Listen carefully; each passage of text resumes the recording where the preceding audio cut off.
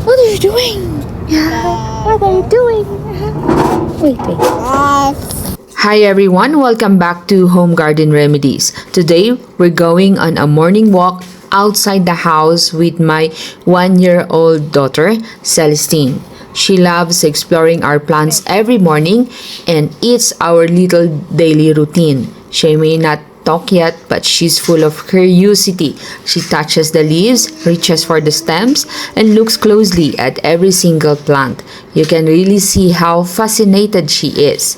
Now, first stop, our sayote. This sayote needs a bit of grooming because it's full of weeds around it. But finally, we can harvest some today. At last, we can cook ginisang sayote for dinner. Celestine. Sayote. Next plant to check. Of course, our succulents. Celestine touches the leaves gently, holds them, and watches them closely. And sometimes, she even picks a leaf. So, I have to keep an eye on her. By looking at them today, I realized something. It's almost summer. Oh, not yet. Not yet fully, but the rainy season is over. And now, the succulents are starting to show their amazing colors again. This brings us to today's topic. Why succulents get colorful? Succulents, including aloes, naturally change color when they experience a little bit of stress.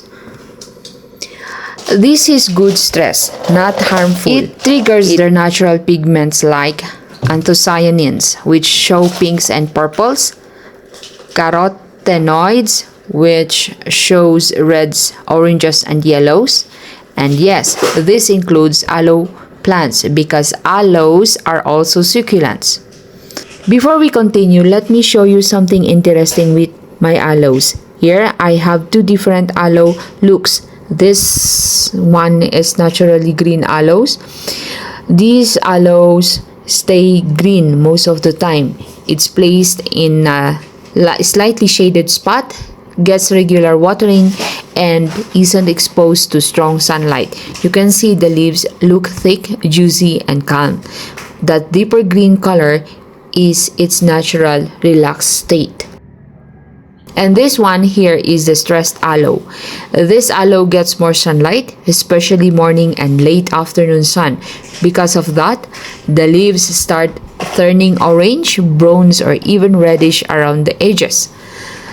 This aloe isn't damaged, it's simply experiencing healthy, controlled stress.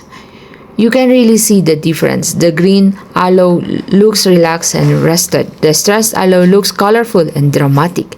Both are healthy. The color just depends on how much sun, heat, and dryness the plant gets. So if your aloe turns orange or red, don't panic. It's usually a sign of sun stress, and many growers actually want that look.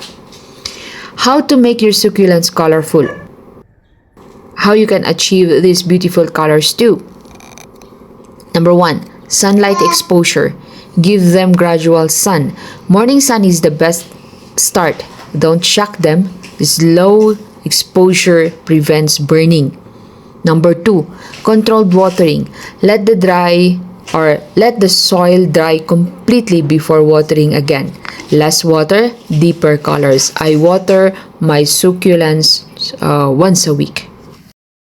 And then next one is the temperature changes. Cool mornings plus warm afternoons really help bring out colors, especially in rosettes and aloes.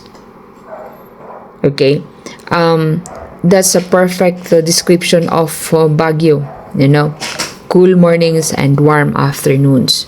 For the soil, use well-draining soil, pumice, sand, and succulent mix.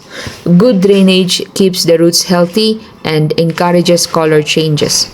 So, that's our morning outside today. Simple, calm, full of little discoveries from harvesting sayote to checking succulents and comparing our green and stressed aloes.